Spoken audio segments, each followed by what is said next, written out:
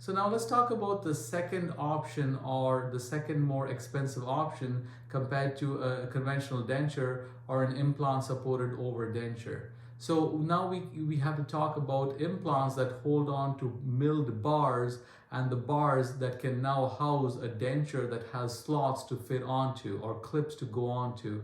So these bars are milled, and they could be usually the Dover bar or the Hayter bar, or sometimes even the hybrid bar. So you have retentive parts of the bar which hold on to the actual clip, and then you have an area within the bar that gives it some kind of mobility or access to move, so that there will be a little bit of play within the entire setup. So because these are all being clipped on and also uses soft tissue resiliency or bounce, you need to have a little bit of play to accommodate even dissipation of forces.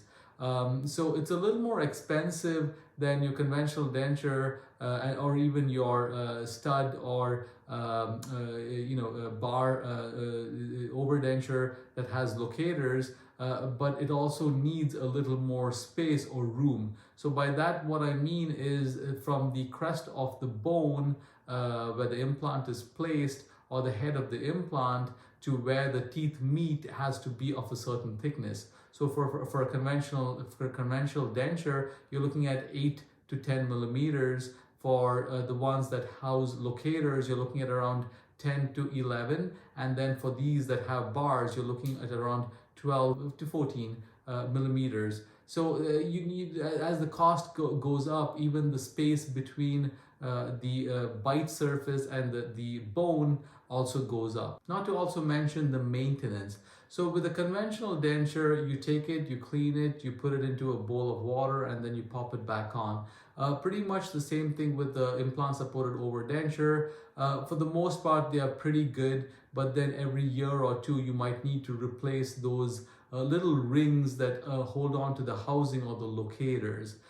With the bar over denture, there are areas where the clips go onto that could get worn, and once it does get worn, it's fairly expensive to refit or refix this. And the reason is because the bar is milled, and now the clip has to be made exactly to the bar, but the bar has almost worn down, not a whole lot, but a little bit. So every bar has a slight difference in appearance compared to the first day it was put in, and that's why these clips now need to be retrofitted almost to accommodate the positioning.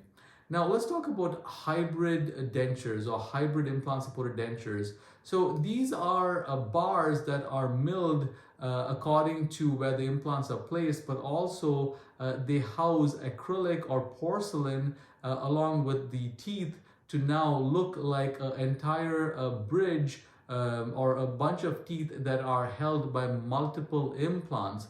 So the main difference with this is the number of implants that has to be placed into the jawbone is quite extensive, or quite many, and then the large prostheses are all going to be screwed in, and the prosthesis is a combination of white porcelain and also pink porcelain. So that's a little more expensive.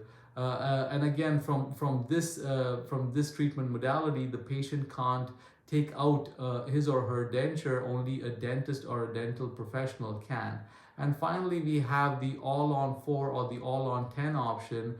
And what sets this treatment modality separately from the other ones that I just mentioned previously is that this involves inserting 6 to 8 implants in different angles to accommodate or to hold on to the bone that's available, and then using certain angulated abutments to correct the angulation of the implant fixtures. You place the teeth over the implants in a way which it can house for function, and the implants are holding on to now a denture that could be made out of porcelain and zirconia, or even acrylic and porcelain. So the materials differ, but what's important to realize is, unlike the other options, you only need 6 to 8 implants, but they have to be angulated in such a way.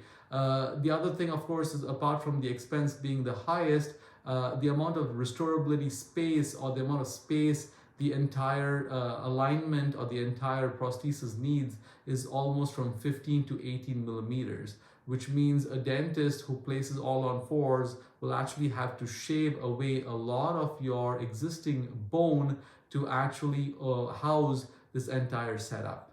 I hope this has made sense. Now, if you have any questions or if you just have any comments or concerns, you can always reach out to me or my staff, and we'd love to help you. Thanks for watching.